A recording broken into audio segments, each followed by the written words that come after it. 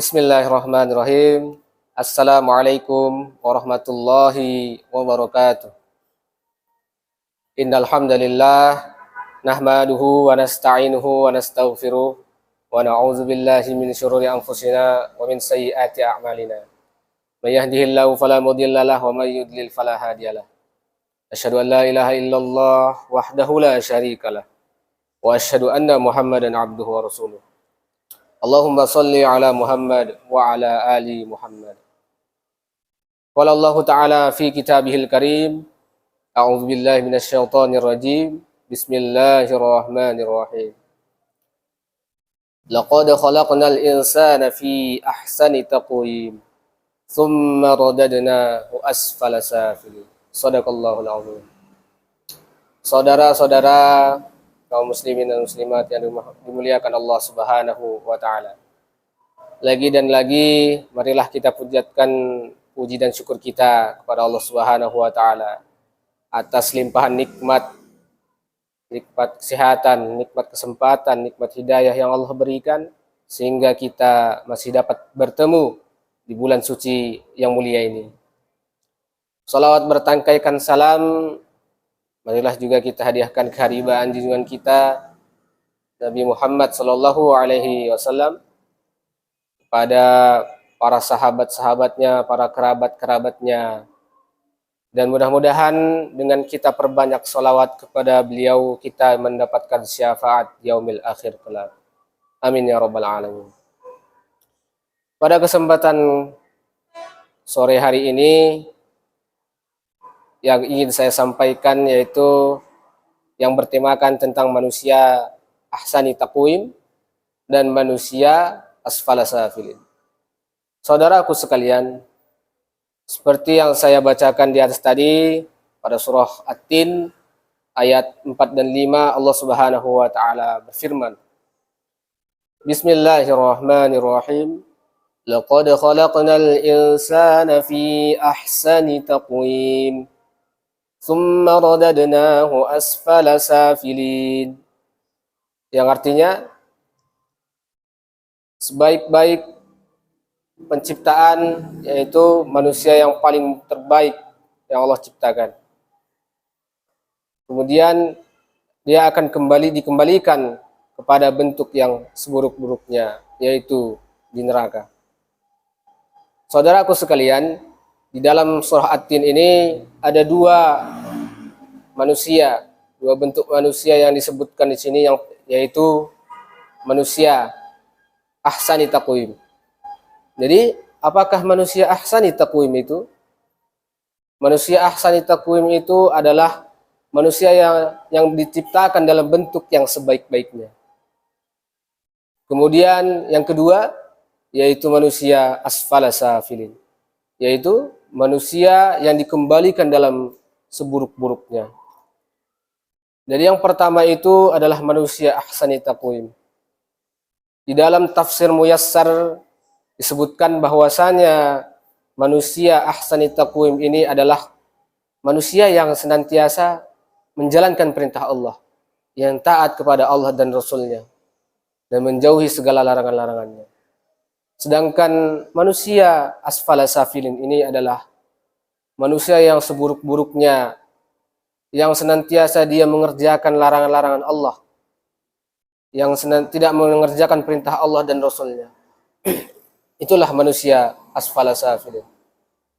Saudaraku sekalian, bagaimana caranya kita mendapatkan derajat manusia ahsani taqwim dan menjauhi sejauh-jauhnya manusia asfala safilin? Yang pertama yang harus kita lakukan, kita harus senantiasa bersyukur kepada Allah Subhanahu wa taala atas apa yang diberikan kepada kita, baik itu berupa kedua mata, kedua telinga, kedua tangan dan kedua kaki, kemudian satu mulut kepada kita. Allah memberikan kita kedua mata untuk melihat yang baik-baik. Allah memberikan kita kedua telinga untuk mendengarkan yang baik-baik, mendengarkan ayat-ayat suci Al-Quran. Allah memberikan kita mulut gunanya untuk membaca Al-Quran, berzikir pada Allah Subhanahu wa Ta'ala.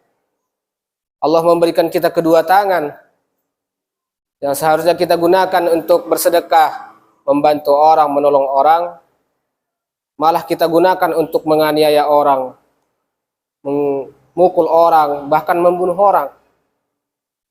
Kemudian Allah berikan kita kedua kaki untuk melangkahkan kaki kita menuju majelis-majelis ilmu, menuju ke masjid untuk beribadah kepada Allah Subhanahu wa Ta'ala. Bukan malah kita gunakan untuk melangkahkan kaki kita ke tempat-tempat maksiat. Jadi saudaraku sekalian, Allah berikan kita seluruh anggota tubuh yang sempurna ini, marilah kita gunakan untuk kegunaan yang baik-baik, untuk menjalankan perintah Allah Subhanahu wa Ta'ala. Kemudian yang kedua, Allah berikan kita badan yang sempurna, mulai dari ujung rambut sampai ujung kaki. Itu semua akan nanti dimintai pertanggungjawaban oleh Allah Subhanahu wa Ta'ala. Mata kita akan dimintai pertanggungjawaban, kedua tangan kita akan dimintai Allah pertanggungjawabannya, kedua kaki kita akan dimintai Allah pertanggungjawaban. Maka dengan Allah memintai pertanggungjawaban kepada anggota tubuh kita, marilah kita gunakan anggota tubuh kita untuk diarahkan ke jalan yang kebaikan, menjalankan perintah Allah Subhanahu wa Ta'ala. Saudaraku sekalian, kemudian yang ketiga, yakni anak-anak kecil yang sudah mulai beranjak dewasa. Nah, itu harus kita perhatikan. Kita perhatikan selayaknya kita sebagai orang tua. Kita ajak mereka menuju ke tempat-tempat kebaikan, ke majelis ilmu, menjalankan perintah Allah, sehingga kita termasuk golongan-golongan manusia ahsani taqwim yang menjalankan ketaatan pada Allah dan Rasulnya dengan cara mendidik generasi-generasi muda kita tadi. Nah, kemudian saudara-saudaraku sekalian, kemudian yang terakhir, yaitu yang keempat, yaitu hati. Hati ini adalah penggerak, motor penggerak dalam tubuh kita. Kalau misalkan hati kita baik, maka seluruh anggota tubuh kita juga baik. Tapi kalau hati kita buruk, maka seluruh anggota kita juga buruk, amal-amal kita juga buruk. Maka marilah kita gunakan hati kita untuk menjalankan segala perintah Allah Subhanahu wa Ta'ala dan menjauhi segala larangan-larangan Allah Subhanahu wa Ta'ala. Karena hati kita adalah penggerak, motor penggerak bagi seluruh anggota tubuh kita. Mudah-mudahan dengan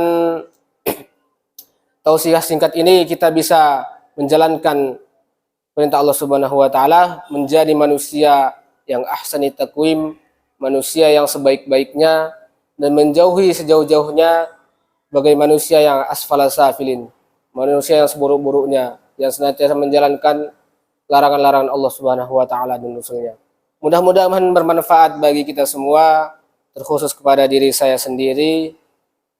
Apabila ada kata-kata yang salah, saya minta maaf kepada saudara-saudara sekalian.